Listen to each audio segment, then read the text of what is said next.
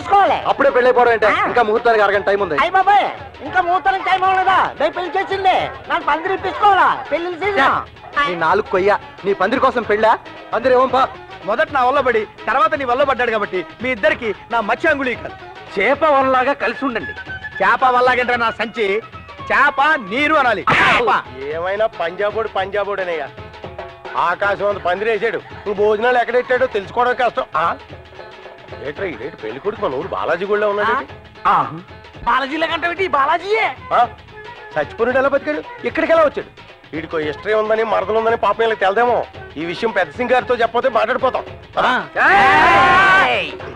ఎక్కడికంటే వెళ్తున్నారు? ఎక్కడికి వెళ్తున్నారు? ఏమండి ఆడు మా ఊరు బాలాజీ గుడిలో లేడు. ఏంటి బాలాజీ? నా సంచయం కాదు.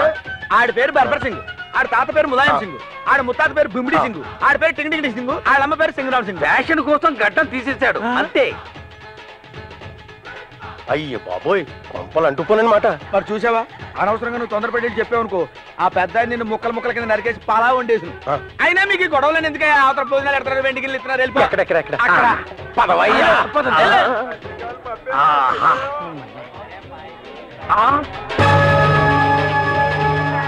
బాలాజీ మేనమామ మరదలు కుంప మురిగింది గురు.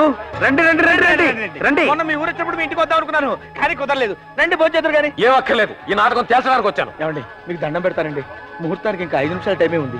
మీరు పెళ్లిలో మంటలు రేపారంటే వాళ్ళు సిక్కులండి, మిమ్మల్ని ఇద్దరిని నరికి పారేస్తారు. అది చూస్తాను. ఇక్కడ నా ప్రాణమైన విడిచిపెడతాను కానీ నా కూతురికి అన్యాయం చేసిన వాళ్ళని మాత్రం విడిచిపెట్టను. ఏమండి? అయ్యో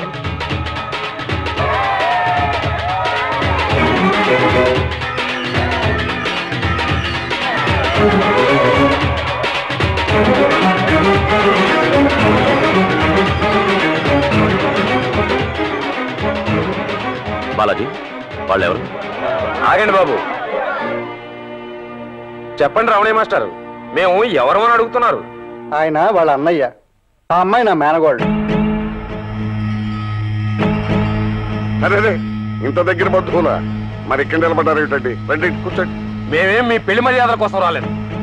నా కూతురు బతుకు ఏం కావాలని మీకు కాబోయే అల్లుడు గారిని అడగడం కోసం వచ్చాను. నీ కూతురి జీవితానికి తనకి ఏం సంబంధం? మీకెవరికి సమాధానం చెప్పాల్సిన అవసరం నాకు లేదు. బాలాజీ నాతో బయలుదేరు. అన్నయ్య అవన్నీ ఇప్పుడు ఎందుకు, తర్వాత మాట్లాడుకుందాం. పెళ్లి పందిట్లో గొడవ చేయకు. ఏంటమ్మా తర్వాత మాట్లాడుకునేది?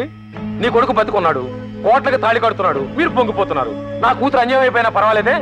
గోపాలం, మనం అందరం ఉండగా దానికి అన్యాయం ఎందుకు జరుగుతుందయ్యా? ఏదో ఆలోచిద్దాం. నువ్వు గట్టు మీద నిలబడి మాట్లాడుతున్నావు మాస్టారు, కానీ నేను నా కూతురు నీళ్ళలో కొట్టుకుపోతూ మాట్లాడుతున్నావు. ఆ కష్టం ఏమిటో నాకు తెలుసు. ఇంతకీ నువ్వు అనేదేంటి? అనేదే ఉంది, అర్థం కాలే? నా మేనల్లుండి నాతో రమ్మంటున్నాను. ఏం మాట్లాడుతున్నావు నీకు తెలుసా? పెళ్లి పందిట్లోంచి అతను తీసుకెళ్తానంటావా? అవును, వాడు పెళ్లి కొడుకుగా కూర్చోవలసింది ఈ పెళ్లి పందిట్లో కాదు, నా ఇంటి ముందు వేసే పెళ్లి పందిట్లో. వాడి పక్కన కూర్చోవలసింది నీ చెల్లెలు కాదు, నా కూతురు. ఇక్కడ పెళ్లి జరుగుతుంటే ఆపేసి రమ్మంటావా? అయితే దీనికదేంటి? మీకేమండి కోటేశ్వర్లు, ఎన్నిసార్లు పెళ్లి చెడిపోయినా మళ్ళీ చేయగలరు. ఒకసారి పెళ్లి చెడిందటగా, ఇది ఇంకోసారి అనుకోండి. ఏం కూర్చోవరు?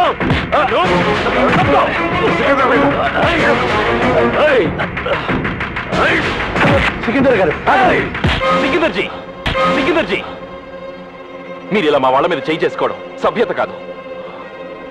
అతను నా చెల్లెల గురించి మాట్లాడింది పద్ధతి కాలేదు. ఏ నీ చెల్లెలు ఒక్క మాట అన్నందుకే నీకు ఎంత ఉక్రోషం వచ్చింది? నా కూతురు వీడు చచ్చాడనుకుని వీడు 3 ముళ్ళు వెళ్ళకపోయినా విధవరాలుగా వీడింట్లోనే పడుందే, దానికి సమాధానం చెప్పేవాళ్ళు ఎవరు? నిజమే, వాడి మీద ప్రేమను చంపుకోలేక తన భవిష్యత్తును చంపుకుని ఇలా మా ఇంట్లో ఉన్నమాట నిజమే. నిజానికి ఈ విషయం చాలాసార్లు చెప్పాలని ప్రయత్నించాను, కానీ వాడు బతికే ఉన్నాడని సంతోషంలో చెప్పలేకపోయింది.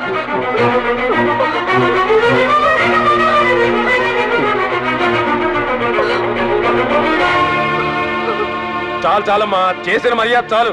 ఇంత జరిగాక దీన్ని ఎవరు చేసుకుంటారు? నువ్వు వాడిని కట్టేసుకుంటే దీని బతికేమైపోవాలి? జవాబు చెప్పు, మాట్లాడవే. తను మాట్లాడలేదు, మూగది. నన్ను క్షమించు, నీ పెళ్లి చెడగొట్టడానికి రాలేదు, మా బావ కోసం వచ్చాను.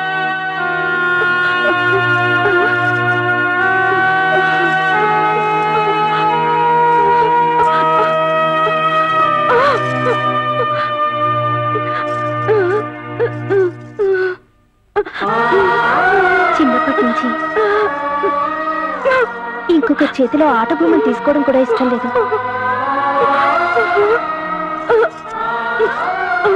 ఇంకొకరికి సంబంధించిన మనిషిని వేరు చేసి తీసుకునే మనస్తత్వం నాది కాదు.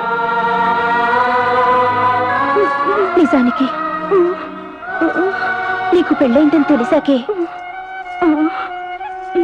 ఆయనకి దగ్గరయ్యాను.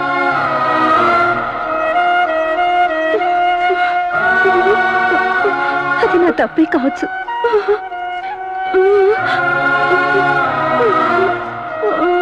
కానీ ఇంత నిజం తెలిసాక ఇంకా నేను అతని కావాలని కోరుకోవడం ద్రోహమే అవుతుంది.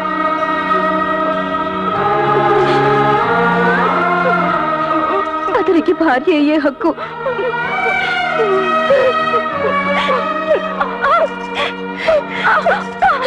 నీకే ఉంది.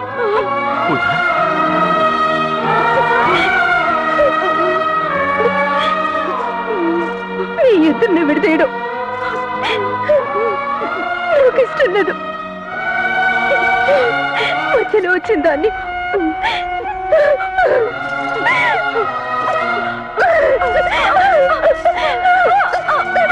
మధ్యలోనే పోతాను.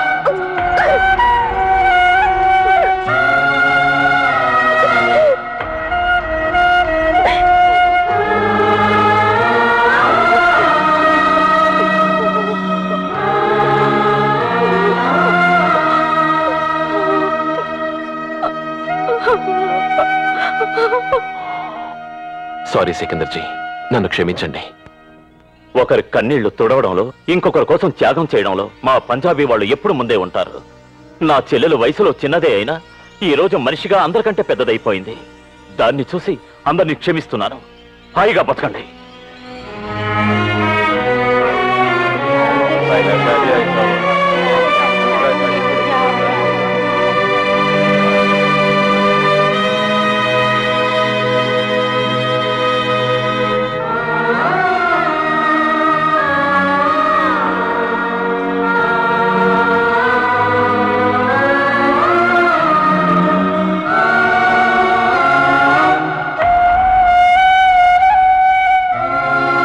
మీరందరూ గొప్ప మనుషులు.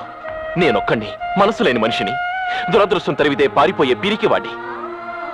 నా జీవితంలో ఎవరికి ఏ ఆశ కల్పించలేదు, చివరికి నా తల్లిదండ్రులకు కూడా. కానీ జీవితంలో మొదటిసారిగా ఒక మూగదానికి జీవితాంతం తోడుంటానని ఆశలు కల్పించాను. ఈ కుటుంబానంతా నమ్మించాను. ఇప్పుడు అది ఓడిపోయాను. నేను మనిషిగా ఉండడం కంటే శవంగా ఉంటేనే ప్రశాంతంగా ఉంటుంది. పదండి. ఆగు బావా. మనసులోని బాధని, ఆవేశాన్ని బయటికి చెప్పుకోలేని అభాగ్యురాలు ఆ అమ్మాయి. ఆ మూగ మనసుని క్షోభ పెట్టడం ఎవరికీ మంచిది కాదు.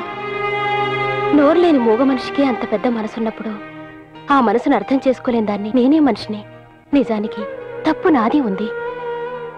నువ్వు బతికున్నావని తెలియక నా నుదుటి పొట్టు చెరిపేసుకున్నాను. మేమంతా నీ చావుకు కారణమయ్యాం. ఆ అమ్మాయి నీ బతుక్కి కారణమైంది. ఇంత తెలిసాక కూడా నేను స్వార్థపరాల్ని కాకూడదు బావా. నువ్వు ఆ అమ్మాయికి చెందటం న్యాయం. ఇదేదో త్యాగం చేద్దామనో మీ అందరి సానుభూతి పొందడం కోసమో చెప్తాను కాదు. నా మనస్ఫూర్తిగా చెప్తున్నాను. ముత్తైదు ఉన్నాయి, నేను మీ పెళ్లి జరిపిస్తాను. వెళ్ళు బావా, వెళ్ళు. పూజను తీసుకొచ్చి కళ్యాణ మండపంలో కూర్చోబెట్టు. అందంగా జత కలిసింది ఆంధ్ర పంజాబీ, ఈ పచ్చమైన పందిరిలో, ఈ ముచ్చటైన సందడిలో. అమృత్సర్కి తిరుపతికి హైవే పడనండి, ఈ పచ్చమైన పందిరిలో, ఈ ముచ్చటైన సందడిలో. గాలి తెలుగోళ్ళది, గాలి సరదారది, మధ్యారే కనరే కొత్త పెళ్లిని, ఈ పచ్చమైన పందిరిలో, ఈ ముచ్చటైన సందడిలో. అందంగా జత కలిసింది ఆంధ్ర పంజాబీ, ఈ పచ్చమైన పందిరిలో, ఈ ముచ్చటైన సందడిలో.